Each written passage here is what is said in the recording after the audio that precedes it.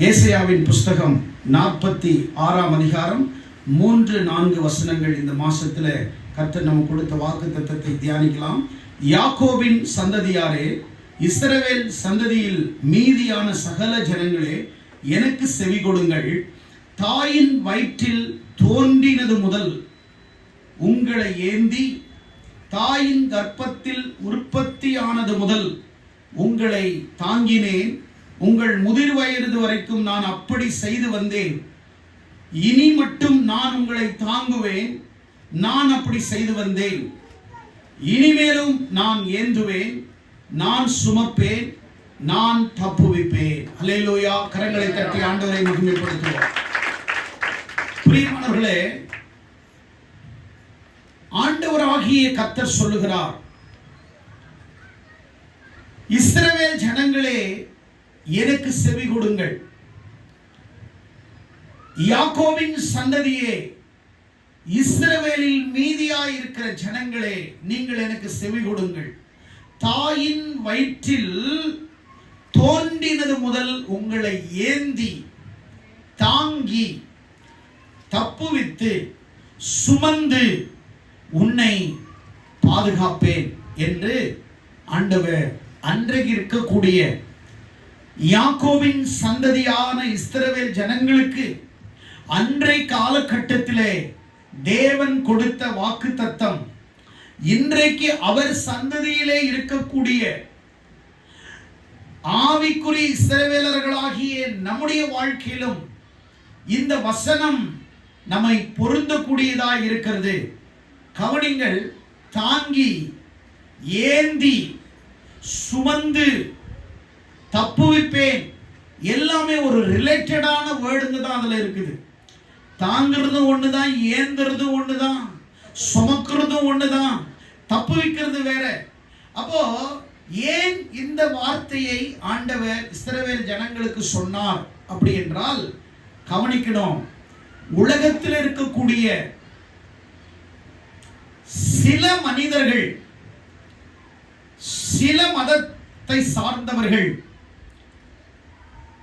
அவர்கள் அவர்களுடைய தெய்வங்களை அவர்கள் சுமக்கிறவர்களாய் காணப்படுகிறார்கள். ஆனால் என்றைக்கு விக்கிரக ஆராதனையில் இருந்து நாம் வெளியே வந்தோமோ, நாம் ஒரு காலத்தில் விக்கிரக ஆராதனையில் இருக்கும் பொழுது நாம் எதையெல்லாம் சுமந்தோமோ, சுமை சுமக்கிறவர்களாய் இருந்தோமோ, நம்முடைய வாழ்க்கையிலே சுமந்தவர்களாக சுமையோடு கூட வாழ்ந்தோமோ, அந்த வாழ்க்கையில் இருந்த ஆண்டவர் நம்மை வேறுபடுத்தி காட்டுகிறார். எதை வேறுபடுத்தி காட்டுகிறார் என்று சொன்னால், நீங்கள் இந்த உலக வழக்கத்தின்படி வாழ்ந்த பொழுது நீங்கள் உங்கள் தெய்வங்களை சுமந்தீர்கள். ஆனால் நீங்கள் என்றைக்கு என்னால் தெரிந்து கொள்ளப்பட்டீர்களோ, நான் உங்களை காலம் முழுவதும் சுமக்கிறேன் என்று சொல்லுகிறார். கரங்களை தட்டி ஆண்டவரை மகிமைப்படுத்துகிறார். தாயின் வயிற்றிலே ஏந்தி அப்படின்னு சொல்றார். அப்படின்னா சங்கீதத்தின் புஸ்தகம் 22ஆம் அதிகாரம் 10ஆம் வசனத்திலே சங்கீதக்காரனாகிய தாவீது என்ன சொல்லுகிறார்? எடுத்து வாசிங்கள்.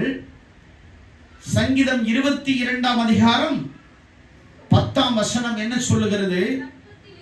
நான் கர்ப்பத்தில் இருந்து வெளி வந்தபோது உமது சார்பில் விழுந்தேன். கவனிங்க, நான் என் தாயின் வயிற்றில் இருந்தது முதல் நீர் என் தேவனாய் இருந்தீர். சங்கீதக்காரன் சொல்லுகிறான், நான் என் தாயின் வயிற்றிலிருந்து வெளியே வருவதற்கு முன், என் தாயின் கருவிலே இருக்கிறது முதற்கொண்டு அன்றைக்கிலிருந்து நீர் என் தேவனாகவே இருந்தீர். அப்போ ஆண்டவர் இந்த உலகத்துல நம்மளை தாயின் வயிற்றிலிருந்தே ஏந்தி, நம்மளை தாங்கி, நம்மளை தப்புவிக்கிற ஒரு தேவனாய் காணப்படுகிறார். அப்படியானால் நம்முடைய வாழ்க்கையில 3 காரியங்களை இந்த மாசத்துல ஆண்டவர் செய்ய போகிறார். ஒன்று, வேதம் சொல்லுகிறது 4ல, இனிமேலும் நான் உன்னை ஏந்துவேன், சுமப்பேன், தப்புவிப்பேன். எது வரைக்கும்? நரைமயிர் உனக்கு வருகிற வரைக்கும், முதிர் வயது வரைக்கும் ஆண்டவர் இனி உன்னை ஏந்த போகிறார், உன்னை சுமக்க போகிறார், உன்னை தப்புவிக்க போகிறார். அப்படின்னா ஆண்டவர் எப்ப இருந்து உன்னை ஏந்துகிறார் என்றால், தாயின் வயிற்றிலே தோன்றினது முதல் உன்னை அவர் ஏந்தி கொண்டிருக்கிறார் என்பதை நீ மறந்து விடாதே. உன்னை சுமந்து கொண்டு வருகிறார் என்பதை நீ மறந்து விடாதே. 3 காரியங்களை பார்க்க போகிறோம். ஒன்று, நான் உங்களை என்ன செய்வேன்? ஏந்துவேன், சுமப்பேன், தப்புவிப்பேன். முதலாவது நம்மளை ஆண்டவர் ஏந்துறார். எனக்கு ஒன்று தெரியும். எரேமியாவின் புஸ்தகம் 1ஆம் அதிகாரம் 5ஆம் வசனம் சொல்லுகிறது, தாயின் கருவிலே உன்னை நான் தோன்றும் முன்னே உன்னை நான் பெயர் சொல்லி அழைத்திருக்கிறேன். நீ என்னுடையவனாயிருக்கிறாய். நான் தாயின் கருவில் இருக்கும் பொழுதே நான் உன்னை ஜாதிகளுக்கு தீர்க்கதரிசியாக கட்டளையிட்டேன் என்று சொல்லுகிறார். அப்படியானால் என் தாயின் வயிற்றில் இருக்கும் பொழுதே என் பேரை அவர் தெரிந்து கொண்டார், என்னை பேர் சொல்லி அழைத்தார், என்னை சிறு வயதிலிருந்தே என்னை ஏந்தினார், என்னை சுமந்தார், இதுவரைக்கும் என்னை கொண்டு வருகிறார். அப்படியானால் நம்முடைய ஆண்டவர் உபாகமத்தின் புஸ்தகத்திலே நீங்கள் 1ஆம் அதிகாரத்திலே எடுத்து வாசிப்பீர்களானால், உபாகமத்தின் புஸ்தகம் 1ஆம் அதிகாரத்தில் இஸ்ரவேல் ஜனங்களுக்கு அவர் எப்படியாய் தன்னை காண்பிக்கிறார் என்று பார்க்கும் பொழுது 1:31 சொல்லுகிறது, ஒரு மனிதன் தன் பிள்ளையை சுமந்து கொண்டு போவது போல நீங்கள் இவ்விடத்துக்கு வருகிற வரைக்கும் நடந்து வந்த வழிகள் எல்லாவற்றிலும் உங்கள் தேவனாகிய கர்த்தர் உங்களை சுமந்து கொண்டு வந்ததை நீங்கள் கண்டீர்களே. அப்படியானால் எகிப்தில் இருக்கிற இஸ்ரவேல் ஜனங்கள் அடிமைத்தனத்திலே விடுதலையற்றவர்களாய் இருந்த பொழுது ஆண்டவராகிய தேவன் அவர்களை அங்கே இருந்து விடுவித்து ஒரு தகப்பனை போலவே 40 ஆண்டுகள் தம்முடைய பிள்ளைகளை சுமந்தார், அவருடைய காரியங்களை சுமந்தார், அவர்களை சுகமாய் அவர்களை கொண்டு வந்து சேர்த்தார். வாழ்க்கையில ஒண்ணு நீங்க தெரிஞ்சுக்கோங்க, நம்முடைய காரியத்தை யாரும் சுமக்க மாட்டாங்க, நம்முடைய வாழ்க்கையில் இருக்கிற காரியத்தை யாரும் சுமக்க மாட்டாங்க. ஆனா ஆண்டவர் நம்முடைய காரியங்களை அவர் அறிந்தபடினாலே நம்மை தகப்பனை போல நம்முடைய வாழ்க்கையில இருக்கிற நாள் வரைக்கும் நம்மை சுமந்து கொண்டு போகிறதை நாம் பார்க்க போகிறோம். ஒவ்வொரு நாளும் நம்மை இலகுவாய் நம்மை நடத்தி கொண்டிருக்கிறார். ஒவ்வொரு நாளும் நம்மை அறியாமலே ஆண்டவர் நம்மை சுமப்பதை நாம் பார்த்து கொண்டிருக்கிறோம். இப்படியாக ஒரு கதை இருக்கிறது. இயேசுவும் ஒரு நல்ல தேவனுடைய பிள்ளை, ஏசப்பாவும் 2 பேருமே ரொம்ப ஃப்ரெண்டுங்க, டெய்லி ஜெபிக்கிறவங்க, டெய்லி ஆண்டவரோட நடக்கிற அந்த தேவ மனுஷன் ஒரு நாள் ஆண்டவரை பார்த்து சொன்னாராம், ஆண்டவரே, நீங்க என்ன எல்லா நாட்களிலும் நீங்க என் கூட இருந்தீங்க, ஆனா இன்னைக்கு மட்டும் நீங்க என்ன கைவிட்டுட்டீங்க. எனக்கு வந்த பிரச்சனை பாடுகள் பயங்கரமா இருந்தது, அன்னைக்கு நீங்க என்ன கைவிட்டுட்டீங்க ஆண்டவரே அப்படின்னு சொன்ன உடனே ஏசப்பா சொன்னாராம், சரி, நான் உன் கூட எப்படி நான் நடந்து வந்தேன் அப்படின்றத நான் உனக்கு ஒரு கிளிப்பிங் போட்டு காட்டுறேன்னு 1ஆம் தேதியிலிருந்து ஆண்டவர் வீடியோ போட்டாராம். அப்போ ஏசப்பாவும் அவருடைய 2 பாதங்களும், அந்த மனுஷனுடைய 2 பாதங்களும் மணல்ல ஒவ்வொரு நாளும் அச்சி அச்சியாக அந்த அடையாளங்கள் தெரிந்தது. 1வது நாள் அதே மாதிரி, 2வது நாள், 28வது நாள்ல 2 பேருடைய பாதத்தின் அச்சி ஒவ்வொரு நாள் இருந்தது. ஆனா அன்னைக்கு மட்டும் ஒரே ஒரு மனுஷனுடைய பாதத்தின் அடிச்சுவடுகள் ஒரே ஒன்று இருந்தது. அப்பதான் சொன்னாரா அந்த மனுஷன், சொன்னாரா, ஆண்டவரே பாத்தீங்களா, டெய்லி என் கூட வந்தீங்க, உங்க பாதம் அச்சி இருக்குது, இன்னைக்கு நீங்க என்ன கைவிட்டுட்டீங்க, நான் மட்டும் நடந்து போறேன். தம்பி கொஞ்சம் அப்படி மேலே பாருன்னாராம். அப்படி மேலே பார்த்த உடனே அவனை ஆண்டவர் மேல சுமந்து வச்சிருந்தாராம். இன்னைக்கு உனக்கு நிறைய பிரச்சனைப்பா, உன்னால நடக்க முடியல, நான் உன்னை தூக்கி பிடிச்சிட்டேன், அது ஏன் காலுடைய அடிச்சூடு, இதோ உன்னை மேல பாரு, உன்னை தூக்கி வச்சுட்டேன்னாராம். அப்பதான் அவன் சொன்னானா, ஆண்டவரே நீர் என்னோடு இருக்கிறதை இன்றைக்கு நான் பார்த்து விட்டேன், மன்னிக்கணும் ஆண்டவரேன்னு சொன்னாராம். சில நேரங்களிலே நம்முடைய வாழ்க்கையில நாம் கடந்து போகிற பாடுகள், துன்பங்கள், இவைகள் எல்லாவற்றிலும் நம்ம நினைக்கிறோம் கர்த்தர் நம்மளை கை விட்டுட்டாரு. இல்லை, அவர் நம்மை ஒவ்வொரு நாளும் சுமக்கிறார். ஒவ்வொரு நாளும் அவர் நம்மை சுமக்கிறார். நம்முடைய வாழ்க்கையில எத்தனையோ பிரச்சனைகள் வந்தால் நம்மை சுமக்கிறவராய் இருக்கிறார், நம்மை தப்புவிக்கிறவராய் இருக்கிறார். சங்கீதம் 91 அதிகாரம் 3வது வசனத்திலே வாசிக்கும் பொழுது, அவர் உன்னை வேடனுடைய கண்ணிக்கும் பாழாக்கும் கொள்ளை நோய்க்கும் உன்னை தப்புவிக்கிறார்.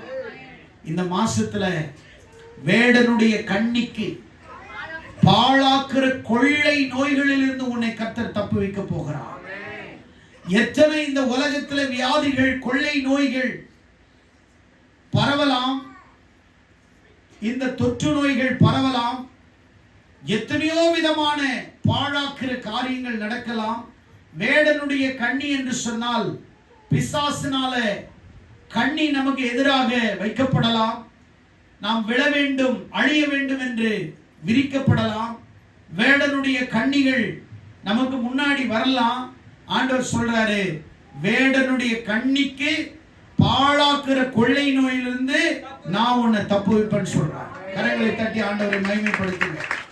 இந்த காலவேளையில் ஆண்டவர் சொல்லுகிறார், இனி உங்களை பாழாக்கும் கொள்ளை நோய்களிலிருந்து, வேடனுடைய கண்ணிகள், பிசாசினுடைய தந்திரங்கள், சூழ்ச்சிகளிலிருந்து நீங்கள் விழாதபடிக்கு உங்களை, உங்கள் குடும்பத்தையும் கர்த்தர் பாதுகாத்து உங்களை தப்புவிக்கிறவராய் இருக்கிறார்.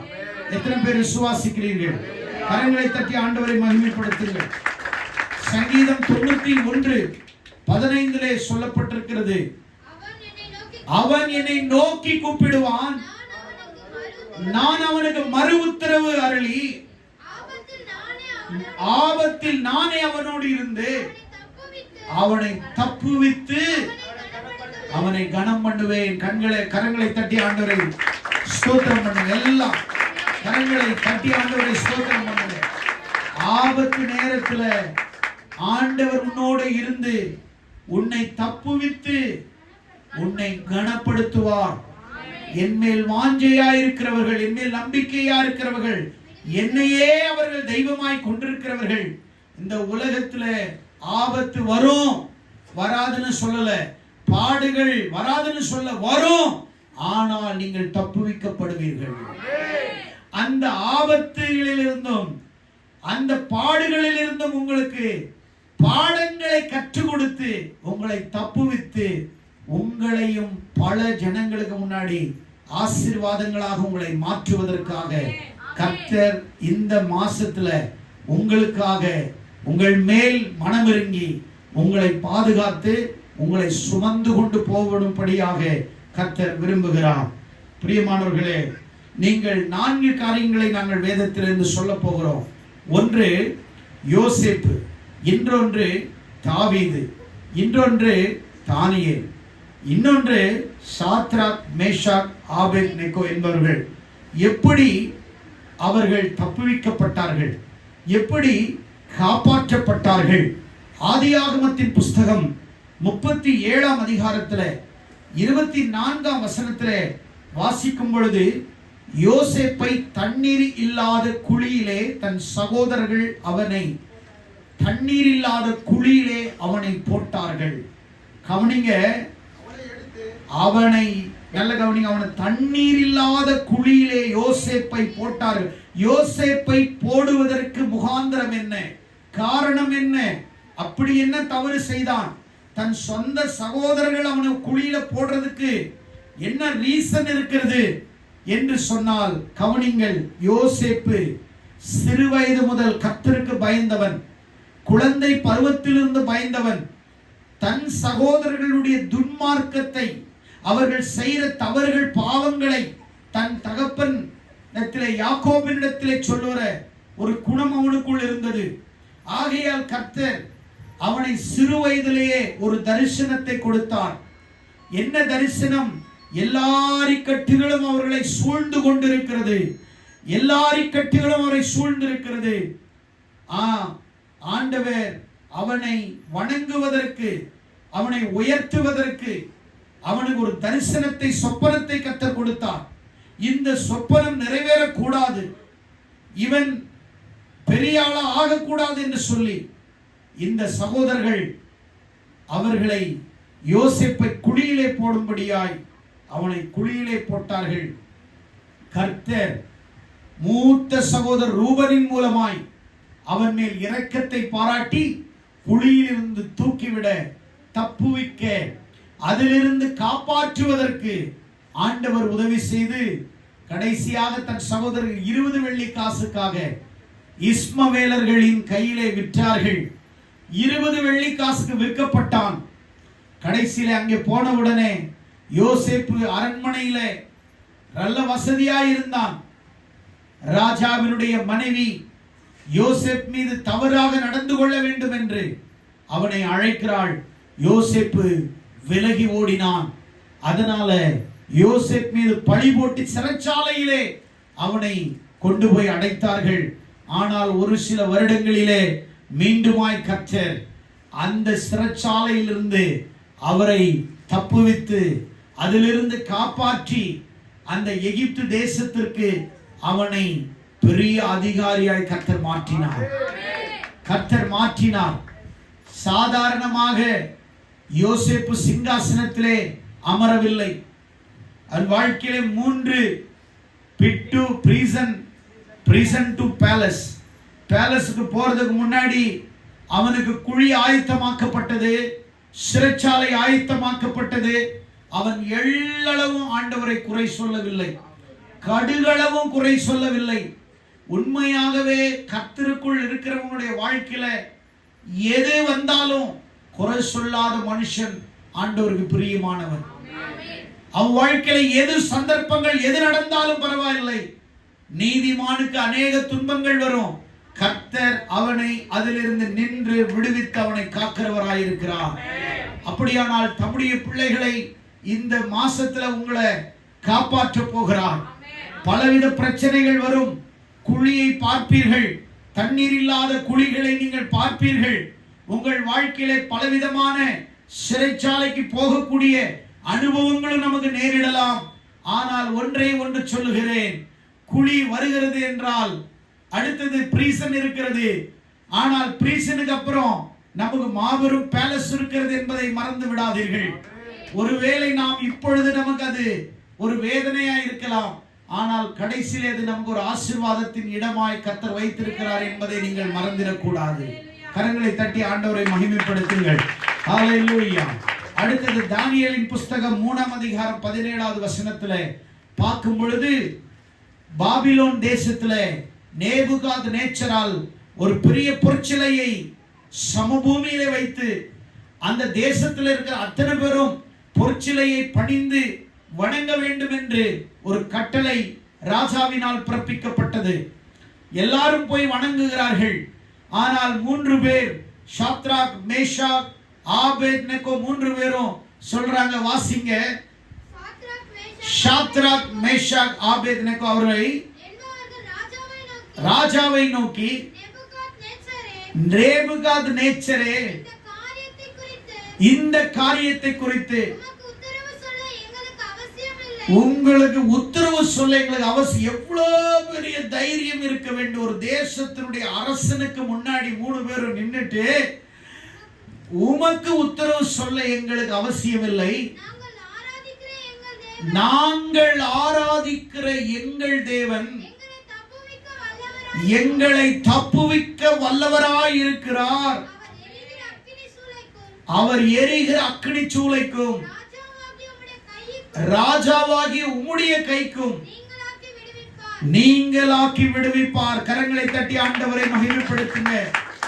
செப வீரனும் ஆராதனை வீரனும் எதற்கும் பயப்படணும்னு அவசியம் கிடையாது. அவனுக்கு இந்த உலகத்துல யாரும் சப்போர்ட் இருக்கணும்னு அவசியம் கிடையாது. அவனுக்கு ராஜா வந்தாலும் அவனுக்கு பயம் கிடையாது. ஆனால் இவங்க 3 பேரும் சொன்னாங்க, நாங்கள் ஆராதிக்கிற எங்கள் தேவன் இந்த அக்கினி சுவாலையிலிருந்து எங்களை தப்புவிப்பார். தப்புவிக்கவில்லை என்றாலும் பரவாயில்லை, நீங்க நிறுத்தின சிலையை நான் பணிய மாட்டேன், கல்லை பணிய மாட்டேன், உயிரற்ற எந்த ஒரு பொருளையும் நான் பணிய மாட்டேன். உயிருள்ள என் தேவனை மட்டும் நான் பணிவேன், என் உயிருள்ள இரட்சகரை மட்டும் நான் பணிவேன், என் உயிருள்ளவரை நான் ஆராதனை செய்வேன். நான் உயிருள்ள தேவனை நான் ஆராதித்துக் கொண்டிருக்கிறேன். நான் சாதாரணமான மரமோ மட்டையோ கல்லையோ அல்ல, நான் ஆராதிக்கிற தேவன் ஜீவனுள்ளவர். ஆமென். நான் ஆராதிக்கிற தேவன் வல்லமையானவர். ஆமென். ஹல்லேலூயா. நான் ஆராதிக்க மாட்டேன், நான் ஆராதிக்க தயங்கவும் மாட்டேன், நான் ஆராதிக்க வெட்கப்பட மாட்டேன், நான் ஆராதிக்க தயங்கவும் மாட்டேன், நான் ஆராதித்து ஆராதித்து ஆராதனையில் ஆழம் சென்று ஆவியில் மகிழ்ந்து களி கூறுவேன். நான் துதிக்கும் ஆராதனையில் தேவ அபிஷேகம் உண்டு உண்டு. நான் துதிக்கும் ஆராதனையில் தேவ வல்லமை உண்டு உண்டு. ஆராதித்து நான் ஆராதனையில் ஆழம் சென்று துதித்திடுவே. நான் ஆராதிக்க வெட்கப்பட மாட்டேன், நான் ஆராதிக்க தயங்கவும் மாட்டேன், நான் ஆராதிக்க வெட்கப்பட மாட்டேன். சொன்னாங்க, நாங்க ஆராதிக்கிறவரை தவிர நாங்க சிலையை ஆராதிக்க நாங்க தயாரா இல்ல. தூக்கி அவங்கள போடுறா அக்னி சுவாலையில போட்ட உடனே அங்கே 3 பேரையும் தூக்கி போட்டாங்க. அங்கே 4வது தேவ சாயலான ஒரு தேவன் அந்த இடத்திலே உலாவ ஆரம்பிச்சார். 4 பேர் கையை பிடிச்சிட்டு அக்னி ஜுவாலையில நாங்க ஆராதிக்க தயங்க மாட்டோம் பாடி ஆண்டவர் நான் இன்னும் ஆராதனை ஆள சென்று நான் மகிழ்ந்து களி கூறுவேன் என்று சொல்லி அவர்கள் பாடி கர்த்தரை துதிக்கிறார்கள். ராஜா சொல்றார், ஜீவனுள்ள தேவனுடைய தாசனே, நீங்க ஆராதிக்கிற கடவுள் தான் ஆராதனைக்குரியர். வா வா வா, ஊரே அந்த கடவுளை ஏற்றுக்கொள்வது செஞ்சார். 3 பேரை ஆண்டவர் அக்கினியிலிருந்து தப்பித்தார். ஆமென். ஹல்லேலூயா.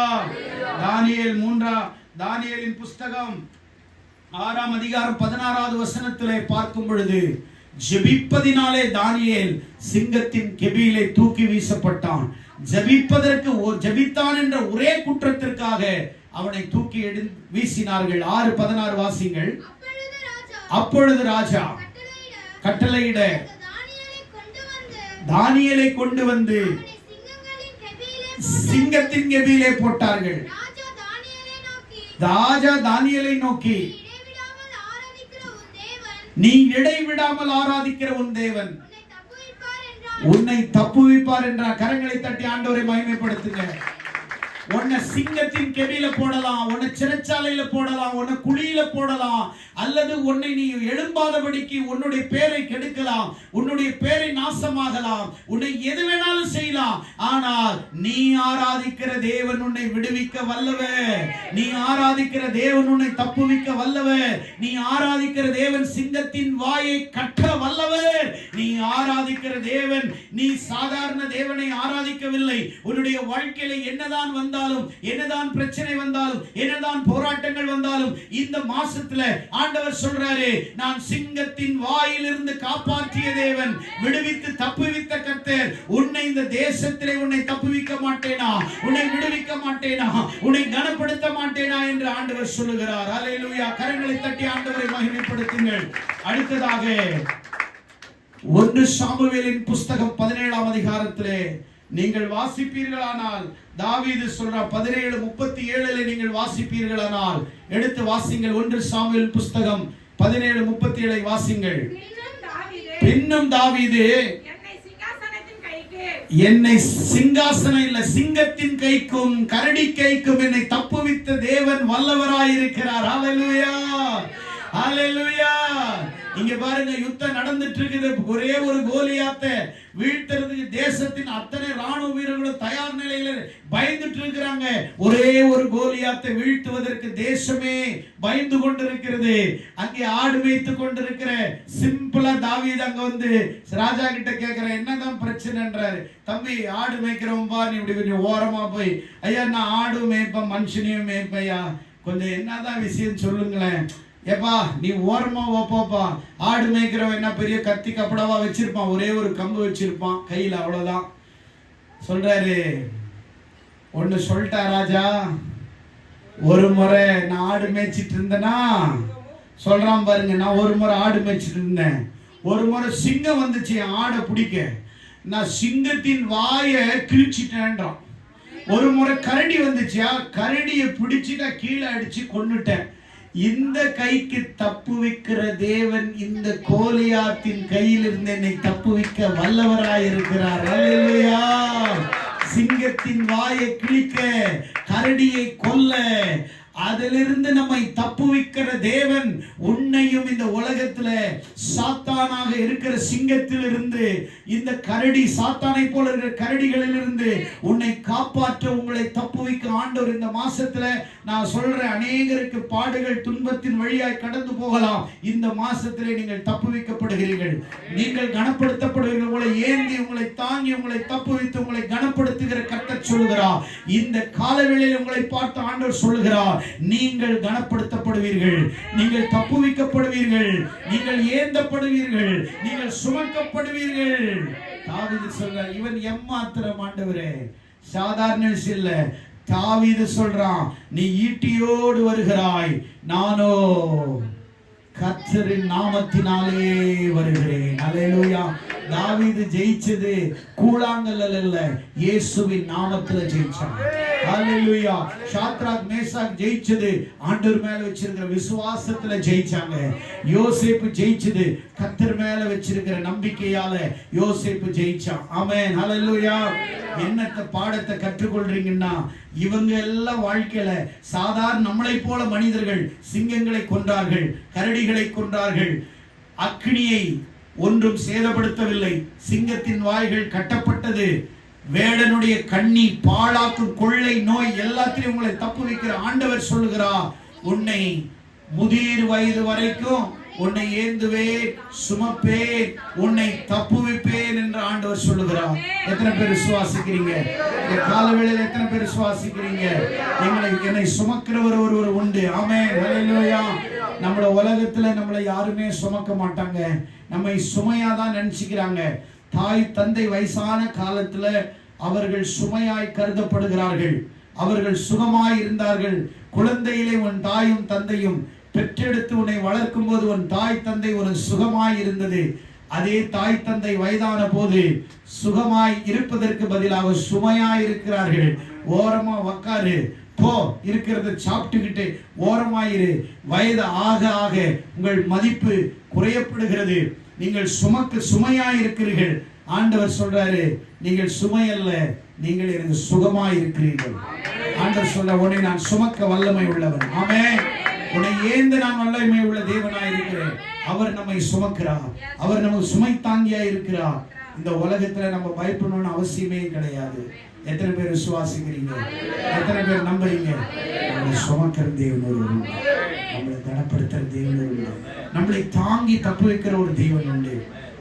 எனக்கு அன்புக்குரிய கர்த்தருடைய பிள்ளைகளே, இந்த வாக்குத்தத்தத்தை இந்த மாசத்துல உங்களுக்கு நிறைவேறணும் அப்படின்னு சொன்னா நீங்க ஆண்டவருடைய சமூகத்துல விசுவாசத்தோட கேட்கணும். யோசேப்பை குழியிலிருந்து தப்புவித்தார், சிறையிலிருந்து தப்புவித்தார். தாவீதை சிங்கத்தின் கரடியில் தப்புவித்தார். Shadrach Meshach ஆபேத்தை அக்கினியிலிருந்து தப்புவித்தார். தானியேலை சிங்கத்தின் கெபியிலிருந்து தப்புவித்தார். உன்னை தப்புவிக்க மாட்டாரா? உன்னை கனப்படுத்த மாட்டாரா? அவரை நீ நம்பி இருக்கிறபடினா ஆபத்து காலத்தில் அவரே உன்னோடு இருந்து உன்னை தப்புவித்து உன்னை கனப்படுத்தி உன்னை மேன்மைப்படுத்துவார். எத்தனை பேர் விசுவாசிக்கிறீங்க? தாயின் வயிற்றில் இருக்கும் போதே நம்மை தாங்கினவர், நம்மை ஏந்தினவர், நம்மை சுமப்பவர், நம்மோடு கூட இருக்கிறவர். இந்த இயேசு இந்த மாசத்துல உங்களோடு இருந்து உங்களை ஆசீர்வதித்து உங்களை கனப்படுத்தி உங்களை மேன்மைப்படுத்துவார். கர்த்தர் தாமே உங்கள் ஒவ்வொருவரையும் இந்த செய்தியின் மூலம் ஆசீர்வதிப்பாராக. God bless you. God bless you.